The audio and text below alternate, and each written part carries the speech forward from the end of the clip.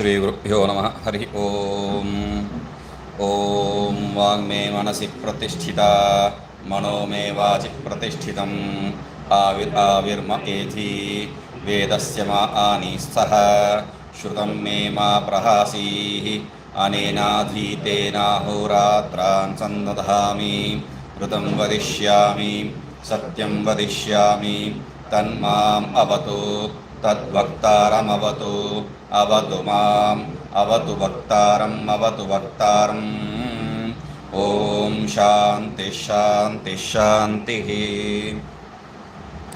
स कदाचित् परमकारुणिकेन आचार्येण आत्मज्ञानप्रबोधकृत शब्दिकायां वेदान्तभेर्यां तत्कर्णमूले ताट्यमानायाम् एतमेव सृष्ट्यादिकर्तृत्वेन पुरुषं पुरुषं पुरुषेण आत्मानं ब्रह्म बृहत्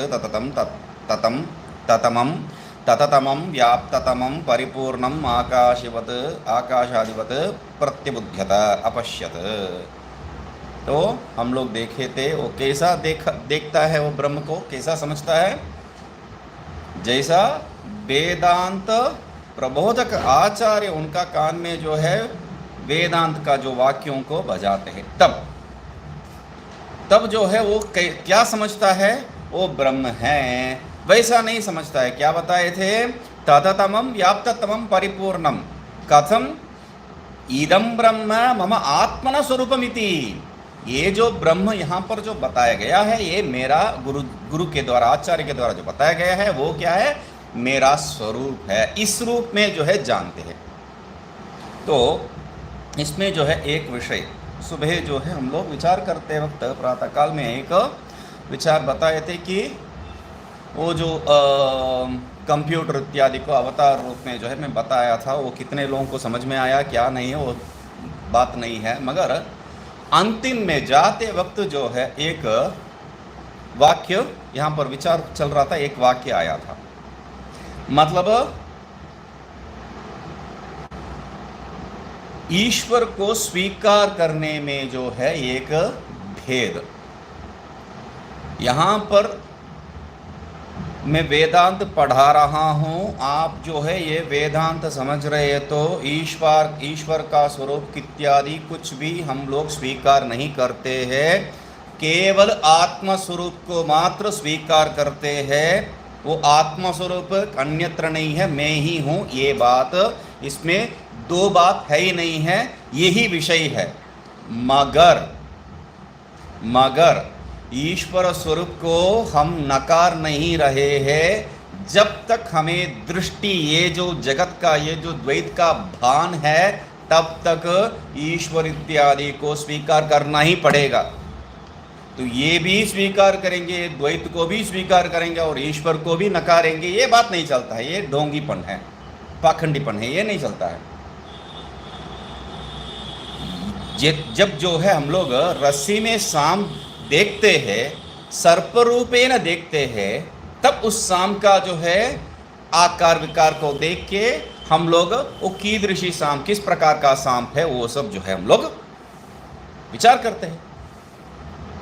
मगर वो सांप ही नहीं है, रज्जू ही है, रस्सी ही है, ये स्पष्ट हो गया तो उसके बाद उसमें विचार करने का कोई जरूरत नहीं है। तब तक जो है ये नकारने का बुद्धि जो है, प्रवृत्ति पूरा ऐसा करके जो है ये पाखंडीपन का जो है यहाँ पर जरूरत नहीं है, बिल्कुल जरूरत नहीं है। ईश्वर है तो रहने दो, कोई बात नहीं है। तो ये जो है मुख्य चीज है, क्योंकि वेदांत में जो है एक जीववाद में जो है हम लोग किसी अन्य वस्तु को स्वीकार नहीं करते हैं आत्मा को छोड़ के। उसका तात्पर्य वेदांत में है, उसमें कोई संशय नहीं है, मगर उसका अर्थ ये नहीं है मुझे ये भी है वो भी नहीं चाहिए, ये ऐसा नहीं चलता है। वो जो है स्पष्ट होना चाहिए हम लोगों को। ठीक है, इदं ब्रह्म आत्मनः स्वरूपम आदर्श दृष्टवान अस्मि।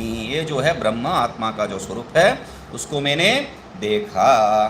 ठीक है, तस्माद् इदंद्रो नाम इदंद्रो हवै नाम तम इदंद्रम संतम इंद्र इत्याचक्षते परोक्षेण परोक्षप्रिया इव हि देवाः परोक्षप्रिया इव हि देवाः। हम लोग जो परोक्ष प्रिया देवता लोग जो है परोक्ष प्रिय है, जो वाक्य बनाते हैं वो यहाँ से लेके आए हैं। तो उनका नाम क्या, वो जो ब्रह्म का नाम क्या दे रहे हैं, ईदंद्र है। ईदंद्र कहाँ से सुने हैं भाई, इंद्र ही तो सुने हैं, इंद्र ही तो है उनका नाम। अभी ईदंद्र क्यों बता रहे तब, अरे वहाँ पर भगवान भाष्यकार कहते हैं इंद्र है परमात्मा, ठीक है, हो गया। ईदंद्र है मतलब इंद्र है परमात्मा, तो हो गया। तो ये इदंद्र इंद्र क्यों कहा है आप, तब कह रहे हैं परोक्ष अभिधान है पूज्यतमत्वात् प्रत्यक्ष नाम ग्रहण भयात। इंद्र ये नाम क्यों बता रहे हैं, इदंद्र ही तो बोलना चाहिए, मगर इंद्र ये नाम दे रहे हैं क्योंकि हम लोग जो है कोई उच्च स्थान में जो रहने वाला व्यक्ति का जो नाम ग्रहण नहीं करना चाहिए, सीधा जो है उनको नाम लेके बोलना चाहिए। तो मगर ये जो आजकल का जो अंग्रेजी का जो जमाना है, ये शंकराशेष कह के जो है उनका नौकर का जैसा जो है आचार्य का भगवान भाष्यकार का जो है नाम ले लेते हैं। ये शंकराशेष क्या है भाई, हाँ ये जो है बहुत दुर्भाग्यपूर्ण है ये। तो ये यहाँ मतलब आप जो है भगवान भाष्यकार को भी मानेंगे और उनका वाक्यों को भी मान रहे हैं बोल के बताएंगे, मगर यहाँ पर जो बताए पूज्य तमत्वात्, वो पूज्य मान रहे हैं, पूज्य माना तो आप जो है प्रत्यक्ष नाम ग्रहण वहां पर नहीं होना चाहिए। भगवान भाष्यकार स्वयं कह रहे हैं, उस वाक्य को क्यों नहीं लेते ये लोग। तो भयात, यहाँ पर भय के कारण वहां हम लोग जो है भय इत्यादि अर्थ लेना है, मतलब मर्यादा, तो यहाँ पर मर्यादा अर्थ में लेना है, ठीक है। अभी द्वितीय अध्याय क्या कह रहे हैं, स एव सर्वशरीरेषु एक एव आत्मा नान्य इति, वही जो है सब जो हम लोग आत्मस्वरूपे ने देखा वो क्या है, इदं ब्रह्म मम आत्मनः स्वरूपम, ये जो है देखा है, मतलब मेरा आत्मा का स्वरूप है, उसका आत्मा का स्वरूप एक है, इसका आत्मा का स्वरूप एक है, ऐसा अनेक आत्मा जो है स्वीकार कर सकते हैं, क्योंकि मम आत्मना स्वरूपम आया है। वहां पर शब्द क्या है, आत्मना स्वरूपम नहीं बताया है, मम आत्मना स्वरूपम बताया है। मम करने का तात्पर्य भेद आ गया है, यहाँ पर मम बोलने से भेद आ गया, मेरा है तेरा है, हो गया। तो तब यहां पर कह रहे हैं वैसा अर्थ नहीं लेना है, स एव सर्व शरीरेषु एक एव आत्मा नान्यति, वो सब शरीरों में एक ही आत्मा है, अनेक आत्मा यहां नहीं है, स्पष्ट कर दिए है यहां पर करके जो है यहां से पूर्व पक्षी प्रारंभ कर रहा है। सर्वगतस्य सर्वात्मनः बालाग्रमात्रमपि अप्रविष्टः नास्ति इति कथं सीमानं विदार्य, अप्रविष्टः नास्ति इति कथं सीमानं विदार्य पिपीलिका एव सुषिरम्। क्या बात है, आप यहाँ पर हम लोगों को पढ़ा रहे हैं विधृतिर नाम, नाम भी रख दिया उस स्थान को, हाँ वहाँ फाड़ के जो है अंदर प्रवेश कर रहा है। अंदर प्रवेश का बात ही कहाँ से आ गया, क्यों? आप पहले जो है प्रारंभ में ही बताए सर्वगत सर्वव्याप्त, ये शब्द यहाँ नहीं है, प्रारंभ में ही बता दिए हम लोग। तो प्रारंभ में बता के अभी यहां पर क्या कह रहे, वो फाड़ के अंदर सर्वव्याप्त कहां से एक स्थान दूसरा स्थान जा सकता है, तो इसलिए सर्वगतस्य सर्वात्मा, वो सर्वगत भी है और सर्वात्मा भी है। तब बालाग्रमात्रमपि अप्रविष्टः नास्ति, मतलब सर्वव्याप्त मतलब क्या है, बाल का जो है अग्रभाग स्थान भी जो है वहां पर वो व्याप्त नहीं है, ऐसा नहीं है, सर्वत्र व्याप्त है। तो इसको जो है पुरुष सूक्त में क्या कहते हैं, अत्यतिष्ठ दशांगुलम करके एक और जो है ऊपर चला गया, मतलब ये जो जगत है जितना व्याप्त है उससे भी ऊपर है। तो यहां पर एक कहने के पश्चात भी आप क्या कह रहे हैं, उसमें प्रवेश किया, प्रवेश किया का तात्पर्य क्या है, वो कैसा हो सकता है। तो इसलिए कथम सीमानं विदार्य, जैसा जो है सीमा को जो फाड़ के, जैसा एक पिपीली का जो है एक चींटी जो है एक छोटी सी वो द्वार से जो है बाहर निकलते हैं अंदर जाते हैं, वैसा ये ब्रह्म भी जो है अंदर प्रवेश किया, ये कैसा हो सकता है भाई। तब कह रहे हैं, क्यों बता रहे हैं, अशरीरत्वात् विदारयितृत्व नास्ति, सर्वगतत्वात् प्रवेश भी नहीं है। तो दो हेतु दे रहा है पूर्व पक्षी। अशरीरत्वात्, यहां पर शरीर ही नहीं है ब्रह्म के लिए, इसलिए क्या है वहां पर ये फाड़ने का जो प्रवेश प्रवृत्ति हो नहीं सकता है। ठीक है, शरीर जिसके है वही हस्त पाद आदि के द्वारा जो है ये भेदन कर सकता है, यहां पर वो नहीं है। ठीक है, सर्वगत होने के कारण प्रवेश भी नहीं हो सकता है। तो ये बहुत ही उत्तम प्रश्न है, इसको जो है उत्तर देना चाहिए था। मतलब देखो भाई, पहले से ही बता दिया जल फेन इव इत्यादि, मगर भगवान भाष्यकार ये नहीं कर रहे हैं। भगवान भाष्यकार को एक कुतूहल आ गया, चलो अभी मैं भी जो है थोड़ा खेलता हूँ बोल के वो कितना लोग देखे पता नहीं है, वो जो बिल्ली है, बिल्ली चूहा को पकड़ने के बाद जो है उसको खाता नहीं है, उससे खेलता है, चलो दौड़ के दिखाओ बोल के। वैसा जो है अभी तुरंत मार नहीं रहे हैं भगवान भाष्यकार। अरे बहुत छोटे से प्रश्न पूछ लिया तुमने, ये जो प्रश्न पूछा अत्यल्प है ये, मतलब और कुछ है तो हाँ पूछने के लिए बहुत कुछ है। अकारण सन ईक्षिता, अकरण सन ईक्षिता, कारण नहीं है फिर भी ईक्षिता है ये, तो उसमें प्रश्न नहीं पूछा है।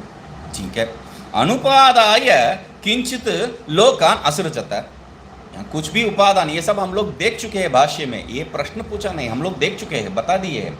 तो यहाँ पर ये सब लिस्ट में गिना रहे हैं।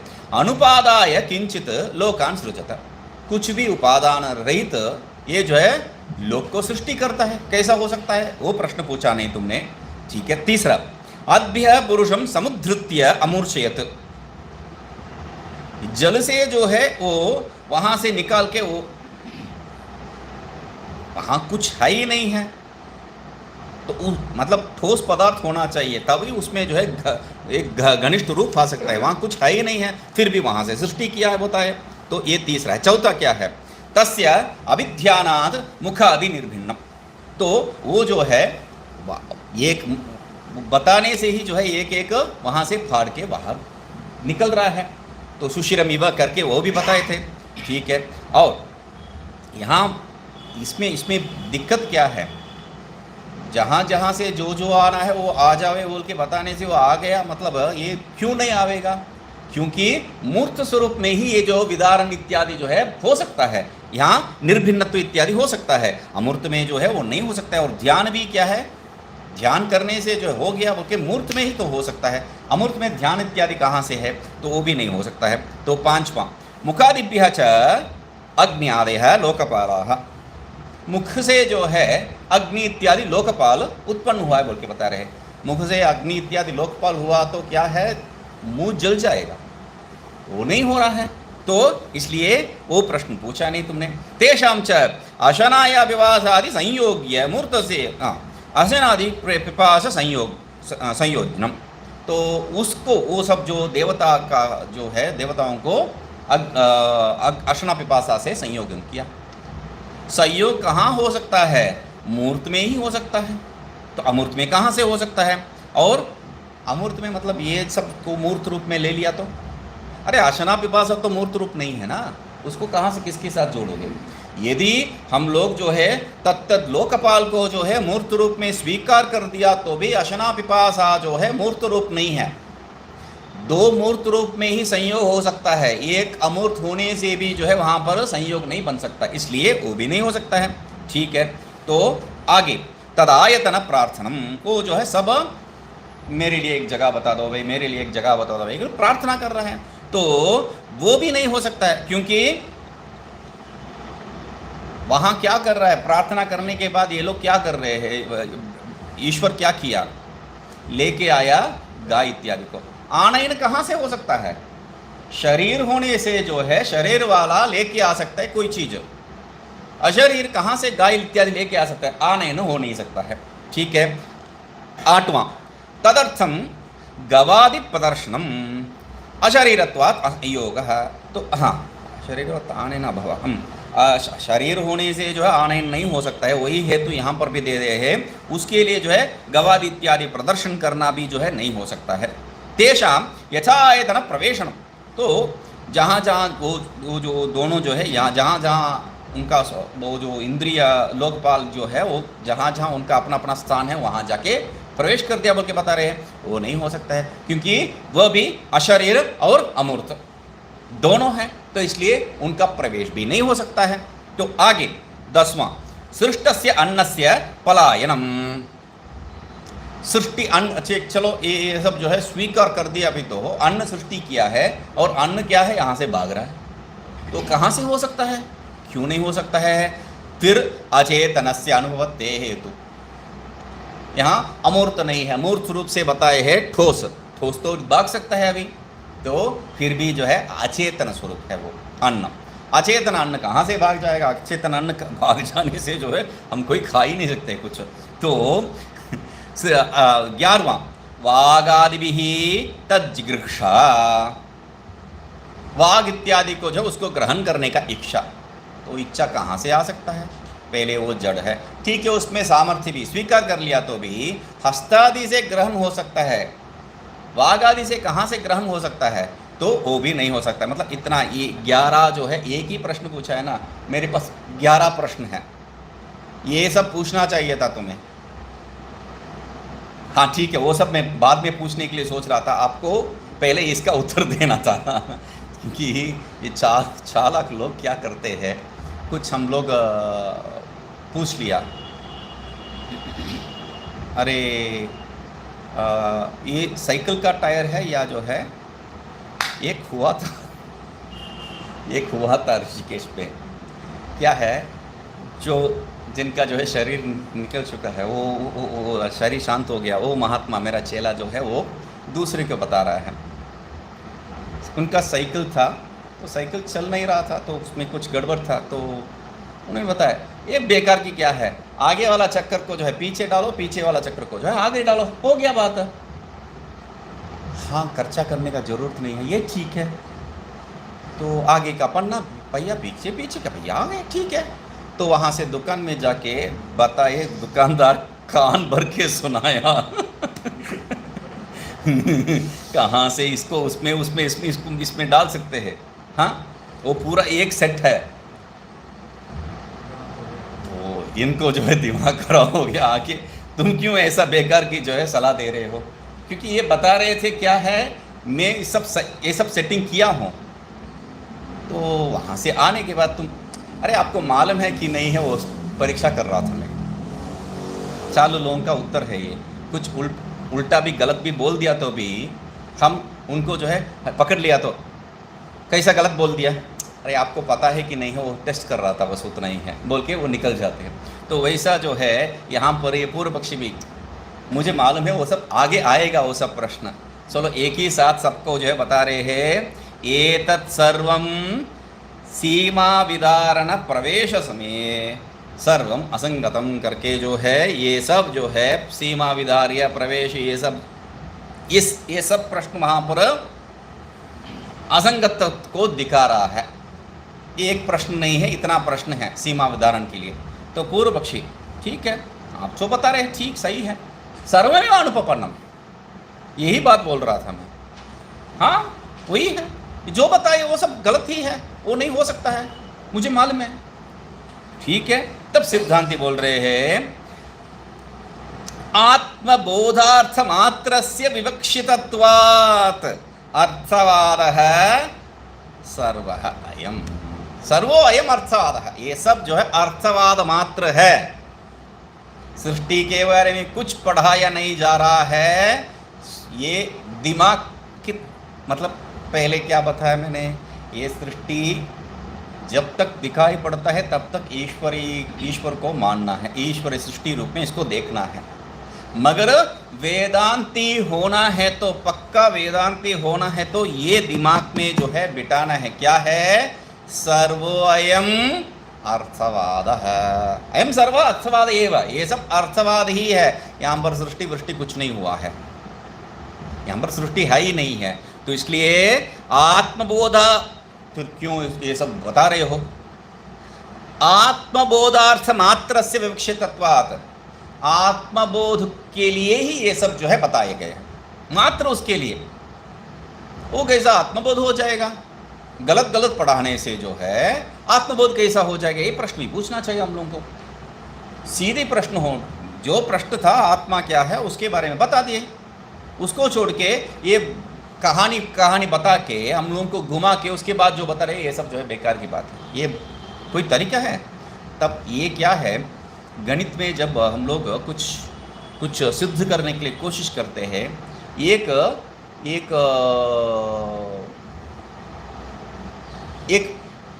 आकार इत्यादि जो है ए बी सी इत्यादि संख्या में ले लेते हैं, मानना पड़ता है, मान के स्वीकार करके, मतलब इसको जो है इतना अंक में रख लो बोल के स्वीकार करके करते हैं। वैसा यहाँ पर स्वीकार करके सिद्ध कर दिया, अभी उसमें जो भी डालो वो स्वीकार हो जाएगा, सिद्ध हो जाएगा। उस रूप में मान के किए है, बस उतना ही है, यहाँ पर कोई तथ्य नहीं है, तो इसलिए बता रहे हैं। तो ये कैसा हो सकता है? फिर भी बिना मतलब कैसा सृष्टि दिखाई पड़ेगा? तो फिर आपको जो है वो मायावी का उदाहरण वापस लेके हम बता रहे हैं। हम बिना मतलब कुछ नहीं है, उपादान नहीं, फिर भी दिखाई तो पड़ रहा है। वैसा ही यहाँ पर भी मायावी जैसा जो है हम लोगों को जो है ये स्पष्ट से सिद्ध होने के लिए बताया है। ठीक है।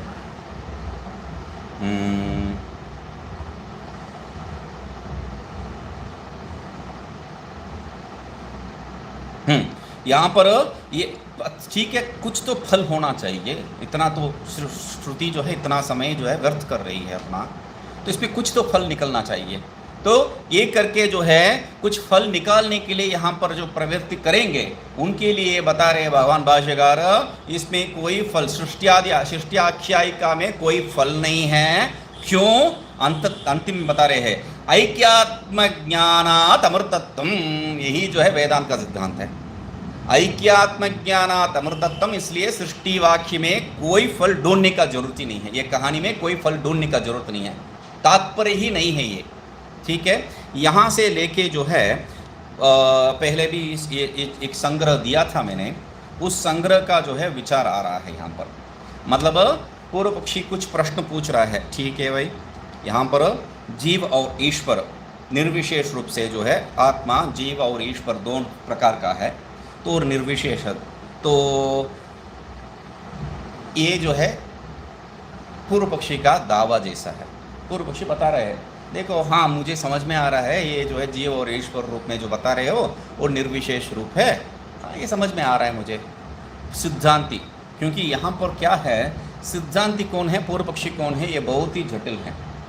ये इस भाष्य में क्या है, एक ही दिक्कत है, अन्य भाष्य में बहुत स्पष्ट है, मगर इस भाष्य में जो है पूर्व पक्षी कौन है, सिद्धांत पक्षी कौन है, ये समझ में नहीं आएगा। क्यों? जीव और ईश्वर जो है निर्विशेष आत्मा, ये कौन बताएगा? सिद्धांत ही बताएगा। और पूर्व पक्षी क्या पूछेगा, तुमको कैसा मालूम है? सामान्य स्वरूप यही है, मगर यहाँ पर पूर्व पक्षी बता रहा है निर्विशेष आत्मा ईश्वर और जीव रूप में, और सिद्धांत पूछ रहे कथम न्यायते, कैसा जानते हो ये बात? तो वहाँ से जो है पूर्व पक्षी बता रहे हैं ऐसा नहीं है, हम लोग जो है इसको जानते हैं। कैसा जानते हैं? श्रोता मनता इत्यादि रूप से जो है उसको जानते हैं, वही आत्मा है, वही श्रोता है, वही मनता है इत्यादि। अच्छा ठीक है सिद्धांति, आप जो है विप्रतिषेध बता रहे हो। विप्रतिषेध मतलब क्या है? एक दूसरा बात को जो है एक दूसरा बात काट रहा है। तो ये भिन्न भिन्न कैसा जो है एक ही विषय के बारे में जो है दो भिन्न भिन्न प्रकार का ज्ञान कैसा हो सकता है? मैंने क्या बोला? तो बता रहे हैं अमंता मंता इत्यादि जो है श्रुति बता रही है, और श्रवणादि से न्यायते ये भी बता रहे हैं। कैसा हो सकता है? विपरीत वाक्य है ये। अमंता मंता इत्यादि कहाँ से हो सकता है? तो ये इसके लिए पूर्व पक्षी कह रहे हैं सत्यम, आप जो है ठीक ही बता रहे हैं, फिर भी जो है प्रत्यक्ष से यदि है तो तब जो है ये है, मगर ये जो है श्रवणादि लिंगे न तो श्रवणादि लिंगे न ज्ञायते, ये जो है श्रवणादि लिंग से जो है नहीं जाना जा रहा है। ये यहाँ पर जो है बहुत मतलब भाष्य को जो है जब देखेंगे तब जो है विस्तार से बहुत बढ़िया से दिखाई पड़ता है। ये जो है संकलन करके जब बताते हैं तब जो है थोड़ा ढीला जैसा होता है। ठीक है कोई बात नहीं, देखते हैं। तो क्यों कैसा है? सिद्धांत कह रहे हैं श्रवण काले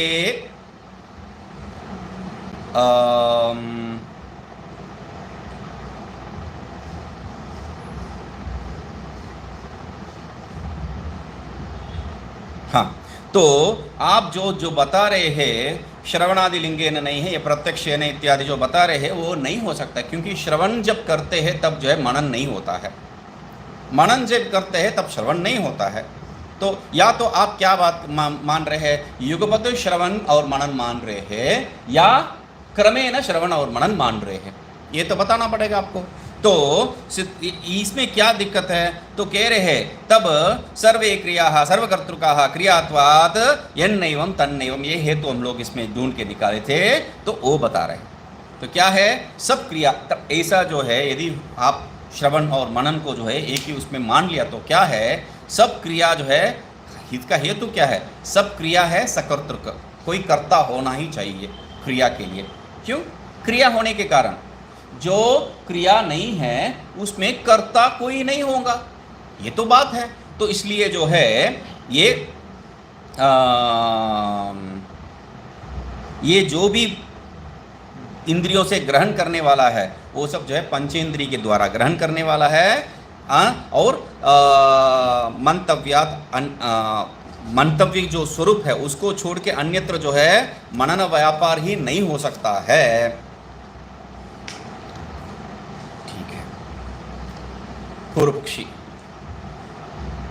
ऐसा नहीं है, मन से ही जो है सब मंतव्य जो है हो रहा है, अन्य इंद्रियों के द्वारा नहीं है। तो आप इंद्रियों को लेके आने का जरूरत नहीं है, मन से ही जो है सब मंतव्य हो रहा है।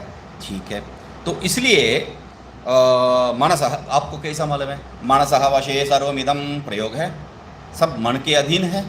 तो इस प्रयोग के कारण जो है मन से ही ये मंतव्य हो रहा है, इंद्रियों के संबंध से नहीं है, ये हम लोग जान सकते हैं। तो सिद्धांत कह रहे ठीक है, ऐसे ही स्वीकार करने का कोई जरूरत नहीं है। क्यों? न मन वीथ इत्यादि विशेष वहाँ पर जो है दिखाई दे रहा है, न मन वीथ यहाँ पर भी बताए थे तो विशेष दिखाई दे रहे हैं, और विशेष श्रुति न मन वीथ, और सामान्य श्रुति मनसः वशे सर्वमिदं। ठीक है, श्रुति ही तो है। नहीं, इसमें क्या है, विशेष श्रुति सामान्य श्रुति से प्रबल है, विशेष श्रुति सामान्य श्रुति से प्रबल है। न मनवीत विशेष श्रुति है, और सामान्य श्रुति मनसः वशे सर्वमिदं। तो इसलिए मनसः वशे सर्वमिदं को लेना नहीं चाहिए, न मनवीत इसी को लेना चाहिए। तो ये जो है सिद्धांती कह रहे हैं। ठीक है, तो पूर्व पक्षी का प्रश्न, ठीक है, फिर भी तुम्हें इसमें लेना देना क्या है? तब सिद्धांत कह रहे हैं आत्मा जो है वह मनता नहीं है। यहाँ से जो है सिद्धांती अपने पक्ष में लेके बता रहे हैं आत्मा जो है मनता नहीं है। क्यों? आप यदि मनता स्वीकार करेंगे तो आप संकोच करके जो है आत्मा को स्वीकार कर रहे हैं, मनता को मनता रूप में स्वीकार करने से। उसमें क्या है, तो प्रश्न पूछना पड़ेगा, आत्मा ही मनता है क्या? आत्मा ही मनता है क्या? आत्मा ही मनता है। ठीक है, तो आत्मा किसको मनन करता है? आत्मा को। आत्मा ही मनन करने वाला है। आत्मा मनन करने वाला विषय भी आत्मा है। कर्मकर्तृ विरोध आ जाता है, यहाँ पर कर्मकर्तृ विरोध आ जाता है, मतलब आत्मा ही मनन करने वाला भी है और आत्मा भी मनन का विषय भी है, तब कर्मकर्तृ विरोध हो जाता है, तो इसलिए वो स्वीकार्य नहीं है। ठीक है, तो दूसरा कोई है तो ठीक है, तो दूसरा मनता है तो वो आत्मा थोड़ी रहेगा, वो अनात्मा है। जो आप स्वीकार कर रखे उनसे क्या हो जाएगा, आपको दुनिया भर का पूरा जो है दोष आ जाएगा। पहले आत्माश्रित तो हम लोग देख चुके हैं और अन्योन्याश्रय भी देख चुके हैं, उसके बाद चक्र का दोष आएगा और अनवस्था दोष तक लेके चले जाएगा। तो पहले जो है आत्मा ही अपने को ही मनन करता है, ये स्वीकार करेंगे तो आत्माश्रय दोष है। एक आत्मा दूसरा आत्मा का, उस आत्मा को किससे? इस आत्मा से, तब जो है वो अन्योन्याश्रय हो गया। तो इसलिए तीसरा एक आत्मा को स्वीकार करेंगे तो उससे ये, इससे वो, उससे ये बोल के जो है वो चक्र का दोष आ जाएगा।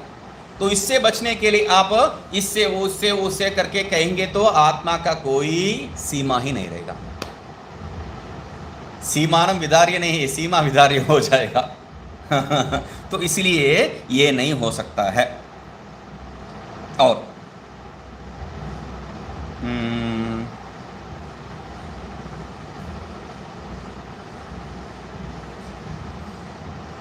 तब कैसा है?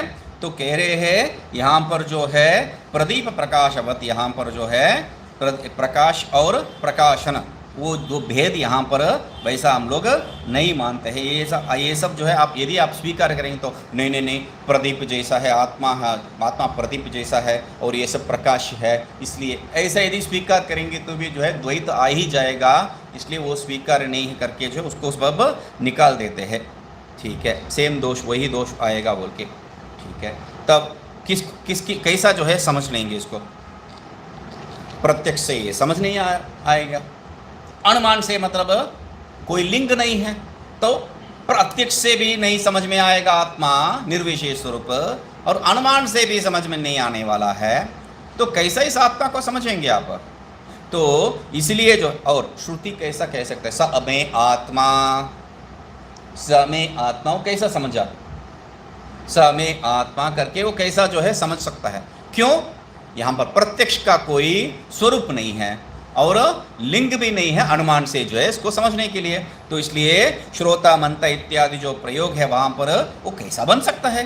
तो कह रहे आत्मा, ये दो विषय है। एक समय आत्मा, ये प्रत्यक्ष रूप से नहीं हो सकता है, और मंता इत्यादि रूप में उसको जो है लिंग रूप में, द्योतक रूप में पकड़ के आप जो है अनुमान करने के लिए प्रवृत्ति किया तो वो भी नहीं हो सकता है, अनुमान भी नहीं हो सकता। क्यों नहीं हो सकता है? क्योंकि लिंग ही नहीं है वो।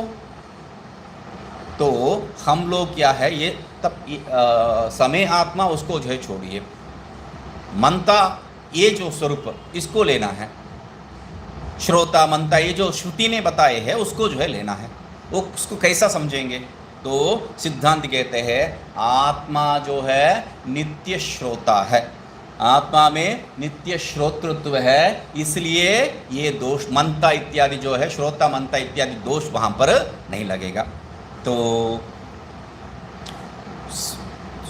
सिर्फ नित्य श्रोत्र धर्म ही नहीं है, नित्य अश्रोत्र धर्म भी जो है आत्मा है। सिद्धांति का पक्ष क्या है? यहाँ पर नित्य श्रोत्र धर्म वाला आत्मा सिर्फ नहीं है, नित्य अश्रोत्र धर्म वाला भी आत्मा है। यहाँ पर ये ठीक से समझ में नहीं आता, क्योंकि अश्रोत्र धर्म ठीक है, वो अभाव स्वरूप है, अभाव स्वरूप सब क्या है? अधिष्ठान स्वरूप ही होता है, ये तो समझ में आ सकता है। मगर श्रोत्र रूप में सिद्ध करके उस धर्म को भी यहाँ पर कैसा सिद्ध कर सकते हैं? तो कह रहे वैषम्य बता रहे आप, नित्य श्रोत्र भी है और नित्य अश्रोता भी है, तो विषमता है यहाँ पर। कैसा ये दोनों एक ही आत्मा में स्वीकार कर सकते हैं?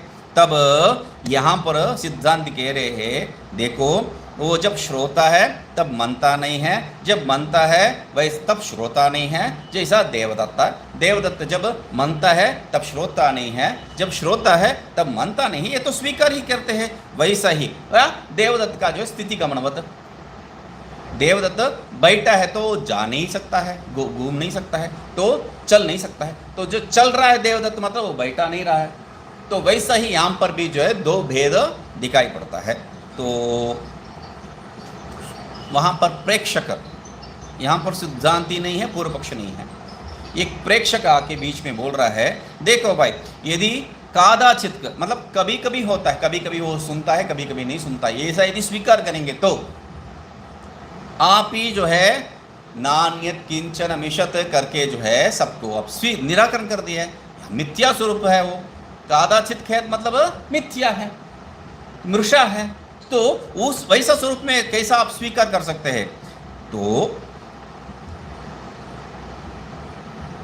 ये नहीं हो सकता है, ये बात भी नहीं है, वो प्रेक्षक को भी समझ में आता है, क्योंकि अन्यत्र मना भोगम इत्यादि प्रयोग है वहाँ पर। तो उसको लेके बता रहे हैं और वैसा हो तो क्या हो जाएगा, युगपत ज्ञान उत्पत्ति जो है नहीं हो सकता है। वो सिद्ध पूर्व प्रेक्षक का जो है एक समझ रहा है, वो उसका समझ को बता रहे हो। तब पूर्व पक्षी कह रहे हैं किम नष्टम तव कादाचित कमचित, क्या हो जाएगा भाई, आत्मा जो है कभी सुनता है कभी नहीं सुनता है, उससे क्या दोष है। तो सिद्धांति यहाँ पर कह रहे हैं कादाचित यदि मान लिया तो, कादाचित के यदि मान लिया तो, पूर्व पक्षी जो क्या बताया था, कादाचित हो गया तो मृषा हो जाएगा, हम उस तरफ जा ही नहीं रहे हैं। कादाचित के यदि स्वीकार करेंगे तो श्रुति का तात्पर्य निराकरण किया जैसा हो जाएगा। ये मृषा तो सब समझ में सबको समझ में आ जाएगा, वेदांती उसके उस पक्ष में जा ही नहीं रहा है, सीधा क्या कह रहे हैं, श्रुति अर्थो न भवती, वहां पर श्रुति का जो तात्पर्य वो सिद्ध नहीं होगा कादाचित स्वीकार करेंगे तो। इसलिए क्यों, श्रोता मनता वो भी तो श्रुति है, श्रोता मनता श्रुति का ही वाक्य है। हाँ है, मगर क्या है, न श्रोता न मनता बोल के वहां पर विरोध वाक्य भी है, इसलिए श्रोता मनता को ही जो है श्रुति अर्थ स्वीकार नहीं कर सकते हैं। ठीक है, तब कोई बात नहीं है, कभी कभी श्रोता है कभी कभी मनता है, तो कदाचित को ही जो है पाक्षिक, कुछ पक्ष में जो है वो श्रोता ही रहता है, कुछ पक्ष में जैसा जो है ज्ञानियों के स्वरूप में जो वो अश्रोता रहता है, वैसा स्वीकार कर लो। यहाँ पर पहले और यहाँ इसका जो है भेद क्या है, पहला जो है कादाचित, यहाँ पाक्षिक, कादाचित मेरे में ही जो है कभी कभी होता है कभी कभी नहीं होता है, पाक्षिक एक स्वरूप में जो है होता है, दूसरा स्वरूप में वो नहीं होता है। एक स्वरूप में श्रोता मनता होता है, दूसरा स्वरूप में जो है श्रोता मनता नहीं बनता है, ये जो है पाक्षिक है। एक ही में जो है श्रोता भी होता है और अश्रोता भी होता है, ये होता कादाचित। तो अभी पाक्षिक ऐसा स्वीकार करेंगे तो, क्योंकि ये जो है उसका दिमाग में बैठा है, कहाँ से, भेदा भेद से, आत्मा को जो है भेदा भेद रूप में सिद्ध करना चाह रहा था, तो वहां से फिर वापस लेके आ रहे हैं यहाँ पर पाक्षिक ऐसा स्वीकार करेंगे तो ना, ये भी स्वीकृति नहीं है। क्यों, श्रोता इत्यादि जो है पहले से ही हम लोग बता के आए क्या है, नित्य है, श्रोता भी नित्य है, अश्रोत्र धर्म भी नित्य है, अनित्य नहीं बताए हैं, इसलिए पाक्षिकत्व स्वरूप हम लोग स्वीकार ही नहीं कर सकते। ठीक है, तब आप जो बता रहे हैं वो प्रत्यक्ष विरुद्ध है, युगपत ज्ञानोत्पत्ति जो है नहीं हो सकता है, युगपत ज्ञानोत्पत्ति भी है और अज्ञान अभाव भी स्वीकार करना पड़ेगा। तब यदि नित्य श्रोता है और नित्य अश्रोता है, नित्य मनता है और नित्य अमनता है, यदि ऐसा स्वीकार करेंगे तो तब क्या है, उसी समय में ज्ञान भी होता है, उसी समय में ज्ञान का अभाव भी होता है। ज्ञान अभाव दोनों एक ही समय युगपत हो सकता है। क्यों, आत्मा नित्य श्रोता है, नित्य अश्रोता भी है। मैं जो बता रहा हूं वो सुनेंगे भी और नहीं सुनेंगे भी, क्यों, आत्मा का स्वरूप हुआ है। तो ये जो है बता रहे हैं पूर्व पक्षी, इसमें जो है वो 2-3 विशेष को लेके आके यहाँ पर गौरव दोष को जो है स्थापित करना चाहते हैं।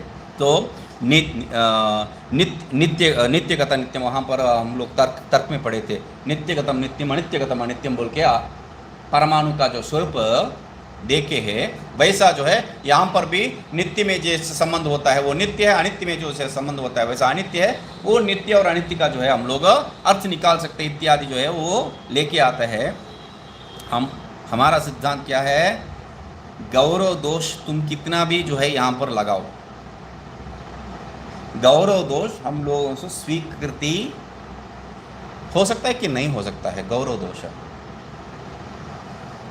दोष स्वीकार कर सकते हैं या नहीं स्वीकार कर सकते हैं, यह क्योंकि यहाँ पर जो है पूर्व पक्षी गौरव दोष, बड़ा दोष जो है एक हम लोगों के ऊपर फेंक रहा है।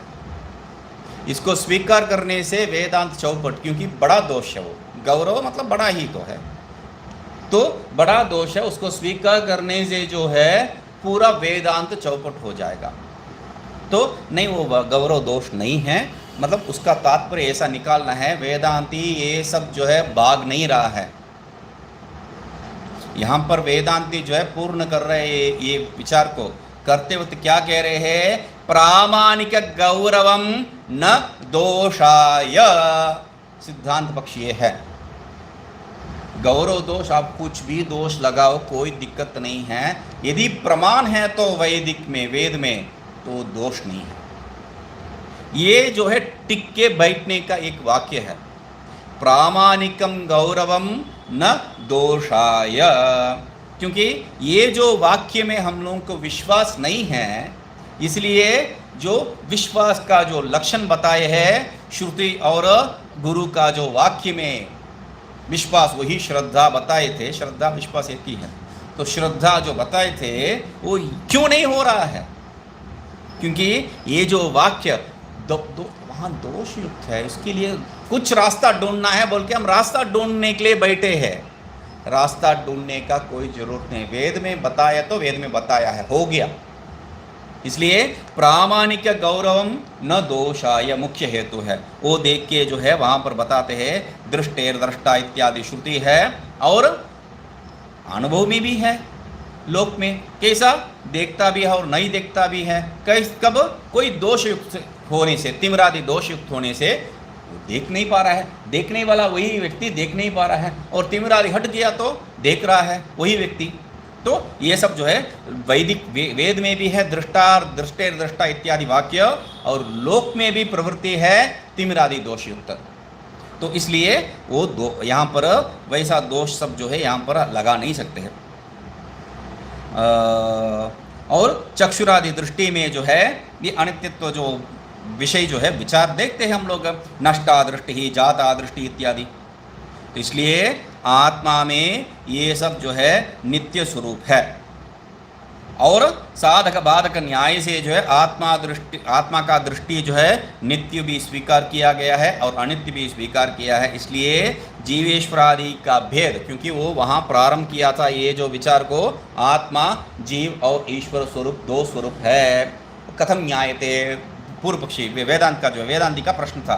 तो अंतिम में जाके वेदांती उसको बता रहे हैं, तुम प्रारंभ किया था क्या है, जीव और ईश्वर भेद से, वहां अंतिम क्या है, जीवेश्वरादि भेद कल्पना भ्रांति निमित्तक करके खत्म कर रहे हैं।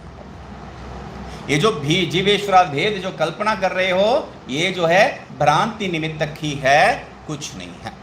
ठीक है, आगे जाके जो है यहाँ पर अस्ति नास्ति एक नाना गुणवत अगुणवत जानाति न जानाति क्रियावत अक्रियावत फलवत अफलवत सर्व सबीजम निर्बीजम सुखम दुखम मध्यमम अमध्यमम शून्यम अशून्यम परोक्षम अहम अन्यः इत्यादि जो रूप में जो भी प्रत्यय है, जो भी प्रत्यय है भेद रूप, मतलब एक ही प्रत्यय यहाँ पर जो है दृष्टे मनता अमनता, दृष्टा अदृष्टा, ये दोनों को ही हम लेके बात कर रहे थे यहाँ पर। तो आगे लेके जाके बता रहे हैं अस्ति नास्ति एक नाना गुणवत अगुणवत इत्यादि जो भी है विशेषण, ये सब क्या है, इति सर्व वाक प्रत्यय अगोचरे स्वरूपे यो विकल्पयति यो विकल्पयितुम इच्छति स नूनं स्वमपि चर्मवत् वेष्टयितुम इच्छति सोपानमिव च पद्भ्याम आरोढ़ जले खेच मीनानां वयसां च पदाम दृक्षे करके जो है वहां पर इस विचार को जो है पूर्ण कर रहे हैं। क्या है, इति सर्ववाक प्रत्यय अगोचरे, ये जो है ये सब भेद क्या है, जो परमात्मा है, जो वाक और मन का जो है विषय ही नहीं बनता है, वैसा जो वाक और मन का अतीत जो है उस स्वरूप में विकल्पयितुम इच्छति, ऐसा सब विकल्प को लेके आना चाहते हैं, वो सब कैसा है, चर्मवत कमपि वेष्टयितुम इच्छति, जैसा कपड़ा को लगा लिए वैसा आकाश को भी जो है लपेटने का जो है इच्छा करते हैं वो लोग। तो इतना इच्छा सिर्फ जो है ये एक उदाहरण जो है बता दिए है, मगर उतना उदाहरण में जो है खुश नहीं है। तो उसलिए बता रहे सोपान मध्याम आरोढ़, आकाश को जो है सोपान जैसा जो है पादों से आरोहण करने के लिए, या जो है मीन और पक्षी का जो है वो पद चलन, उसका जो मार्ग, उसका जो चिन्ह, उसको देखने का जो है इच्छा करता है। ये मतलब निरर्थक इच्छा है ये सब। ये भेद देखना भी निरर्थक है, उसका जो पद चिन्ह को देखने का इच्छा भी जो है निरर्थक है। तो वैसा निरर्थक इच्छा है, इसमें कोई जो है तत्व नहीं है। ठीक है, तो वांग मन भेदाः न आत्मनि संति, वहां पर आगे बता रहे हैं वाक और मन, क्योंकि यहां पर क्या बताए थे, सर्व वाक प्रत्यय अगोचरे स्वरूपे बताए थे। तो उसको वापस लेके आके बता रहे हैं एक वाक मनस का भेद जो है आत्मा में है ही नहीं। कैसा मालूम है आपको? अरे नेति नेति बता रहे हैं वो श्रुति। स्थूल और सूक्ष्म रूप का सब निराकरण हो चुका है। स्थूल रूप और सूक्ष्म रूपी जो है वाक और मन से ग्रहित हो सकता है, तो निराकरण हो चुका है। और यतो वाचो निवर्तन्ते अप्राप्य मनसा सह करके जो है वो वाक और मन का निराकरण श्रुति में स्पष्ट से कर दिया गया है। नेति नेति में कम से कम क्या है, हम लोग अस्पष्ट लिंग है, तो हम लोग उसको तात्पर्य निकालना पड़ता है।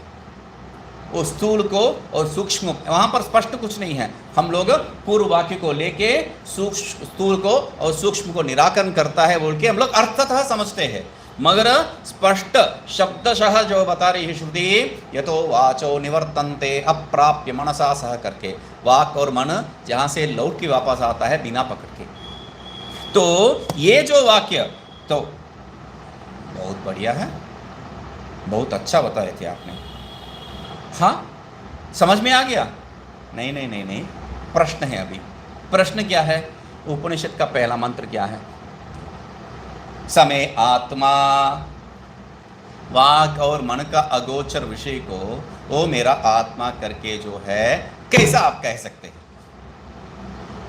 प्रश्न पूर्व पक्षी पूछ रहा है। समय आत्मा इति कथम वेदनम, वो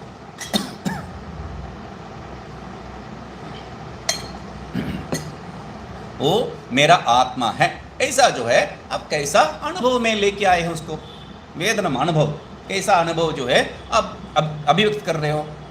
तो कहते हैं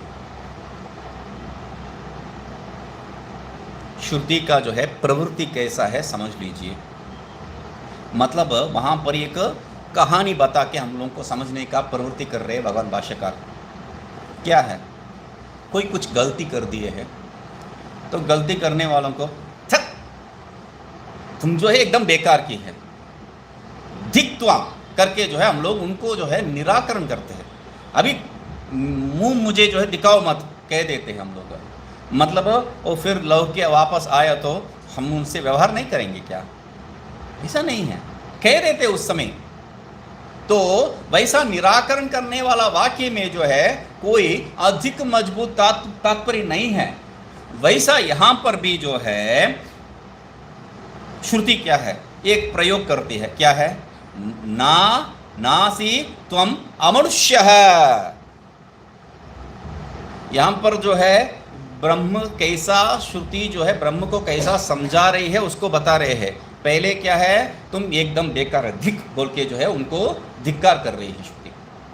तो आगे जाके तुम इसलिए जो है तुम मनुष्य नहीं हो बोल के धिक करके जो है उनको तुम मनुष्य है क्या, मनुष्य नहीं हो तुम करके उनको अमनुष्य रूप में जो है सिद्ध कर रहे हैं। तो आगे जाके क्या कहते हैं हम लोग? हाँ, मतलब मैं मनुष्य ही नहीं हूं क्या?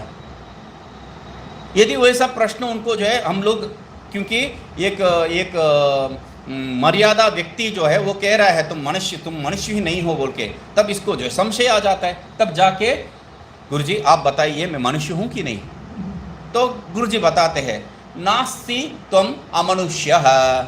तो मनुष्य ही है ये नहीं कह रहे हैं। नास्ति त्वम अमनुष्यः, तुम अमनुष्य नहीं है। तो मतलब मैं गुरुजी क्या बताए हैं? नास्ति तुम अमनुष्य है, तुम अमनुष्य नहीं है, मतलब क्या है? तो यदि तुम्हें ये बात समझ में नहीं आएगा तो तुम्हें सीधा जो है तुम मनुष्य है बोलने से भी समझ में नहीं आने वाला है। यदि नास्ति त्वम अमनुष्य है कहने से भी जो है मैं मनुष्य ही हूँ समझ में नहीं आया तो सीधा सीधा तुम मनुष्य ही हो बोलने से भी उसको समझ में नहीं आएगा। श्रुति का जो है ये तात्पर्य जो है सिद्ध करके वहाँ पर भगवान भाष्यकार कह रहे हैं, इसलिए जैसा अग्नि को छोड़ के दूसरा कुछ भी जो है वहाँ पर तृण को जो है जला नहीं सकती, वैसा यहाँ पर भी जो है शास्त्र को छोड़ के दूसरा कुछ भी जो है यहाँ समझा नहीं सकते। और शास्त्र भी कैसा है, नीति के द्वारा ही जो है उसको समझा रही है, तत्त्वमसि अयम आत्मा ब्रह्म इत्यादि वाक्यों के आधार पर नीति से चालू करके जो है इस आत्मा को तत्त्वमसि अयम आत्मा ब्रह्म इत्यादि शब्द से जो है बता रही है। यदि वो नहीं समझ में आएगा तो ये बिल्कुल समझ में नहीं आएगा। तो इसलिए यहाँ पर जो है हम लोग विचार करते वक्त क्या बताए थे, इसको समझने के लिए क्या है, चित्त शुद्धि होना चाहिए। मतलब नास्ति त्वम अमनुष्य है कहने से जो है सुनने से तुरंत एकाग्रत होके उसका तात्पर्य समझने के लिए हम लोगों को विवेक होना चाहिए। वो विवेक यहाँ पर क्या है, चित्त शुद्धि रूप में है। इसलिए वह चित्त शुद्धि नहीं है तो हजार बार तुम ब्रह्म हो तुम ब्रह्म हो तुम ब्रह्म हो बोलने से भी कुछ भी नहीं होने वाला है। तो ये कहा हम वहाँ पर, ठीक है। इसको क्यों वो जो है समझेगा नहीं, क्योंकि वो जो है बाह्य अनित्य दृष्टि से जो है वो ग्रस्त है। और इतना नहीं है तो ये जो उपाधियों को जो है आत्म रूप में वो देख रहा है, उपाधियों को आत्म रूप से देख रहा है, इसलिए जो है उसको ये आत्मा ही ब्रह्म है, ब्रह्म ही आत्मा है, ये समझ में नहीं आ रहा है, ठीक है। और समझ में नहीं आए तो क्या चले जाता है, क्या होता है, कुछ नहीं है, नष्ट तो कुछ नहीं है। यदि ऐसा हम लोग समझेंगे तो तब वहाँ पर चेतावनी दे रहे भगवान भाष्यकार, यदि ये समझा नहीं तो ब्रह्मा जी से स्तंभ पर्यंत जो भी ये संसार है इसमें चक्र काटते रहना है, इसमें चक्र काटते रहना है। यदि ये समझ में नहीं आएगा तो यही यहाँ पर दोष है। तो वहाँ पर उसको कहते हैं क्या है, संघातम त्यजते त्यक्त्वा उपादत्ते, भगवान भाष्यकार का वाक्य है। संघातम त्यजते, शरीर इंद्रिय संघात को जो त्याग देता है, आत्मज्ञान बिना ही त्याग दिया है। आप आत्मज्ञान चाहिए बोल के बताते हैं, नहीं, आगे दूसरा वाक्य सुनो, क्या है, त्यक्त्वा उपादत्ते, एक को छोड़ के दूसरे को जो है पकड़ लेता है, वो पूरा छोड़ता नहीं है। इसलिए यहाँ पर ये नदी स्रोतवत जो है ये चलते रहता है। तो इसको जो है रोकने का उपाय क्या है, रोकने का उपाय एकमात्र है, इसमें वैराग्य उत्पत्ति होना है। जब तक इसमें ये जो संसार चक्र जो संसार विषय में जो है, विषय में संसार विषय क्या है, विषय ही संसार है। तो विषय में जब तक विषवत ये बुद्धि नहीं उत्पन्न होता है, विषयम विषतुल्यो ही रागद्वेष समुद्भवः कह के भगवान भाष्यकार कहते हैं। तो विषतुल्य इस विषय को जो है जिनको देखने का हिम्मत नहीं है, तब ये जो है नहीं बनता है। तो कैसा उसको विषतुल्य हम स्वीकार करें, उसके लिए बता रहे हैं वैराग्य चाहिए। वैराग्य उत्पत्ति कैसा होगा, वैराग्य उत्पत्ति के लिए आगे प्रारंभ कर रहे हैं, अपक्रामंतु गर्भिन्याः करके, गर्भिन्यः करके जो है प्रारंभ कर रहे हैं। यहाँ से जो है बाहर चले जाओ। कौन चले जाना, गर्भिणी लोग, गर्भिणी स्त्री सब जो है, मतलब स्त्री लोग वहाँ सुन रहे थे। यहाँ एक प्रमाण है, स्त्री लोग जो है पाठ सुन रहे थे, और उसमें भी क्या है, गर्भिणी लोग जो है यहाँ से भाग जाओ बता दिए। जैसा जो है वहाँ बाहर चले जाओ बोल के बता दिया, तो बाहर स्कूल में जब हम लोग जो है वो एक्सरसाइज देते, कुछ लिखे आओ बोल के बताते हैं, तो लिखे नहीं आया तो सबके सामने जो है बाहर खड़े कर देते हैं, बाहर चले जाओ। पाठ के बाहर ही रह के सुनना पड़ता है, ठीक है। उतने नहीं है तो उस पाठ के अंतिम के पहले जो चले अंदर आओ बोल के अंदर बिठा देते हैं, नहीं तो जो बाहर ही खड़ा होना पड़ता है।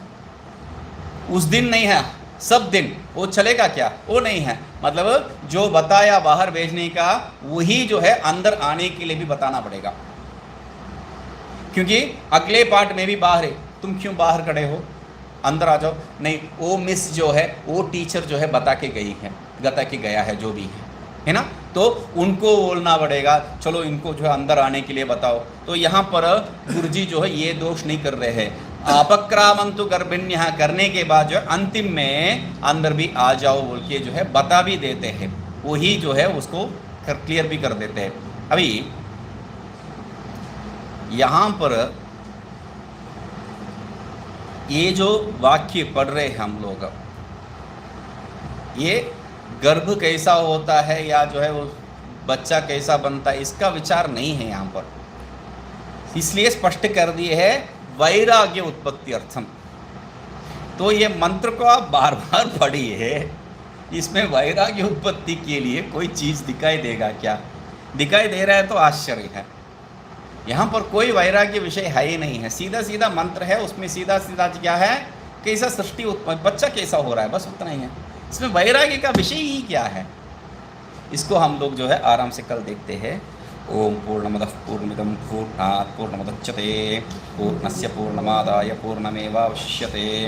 ओम शांति शांति शांति।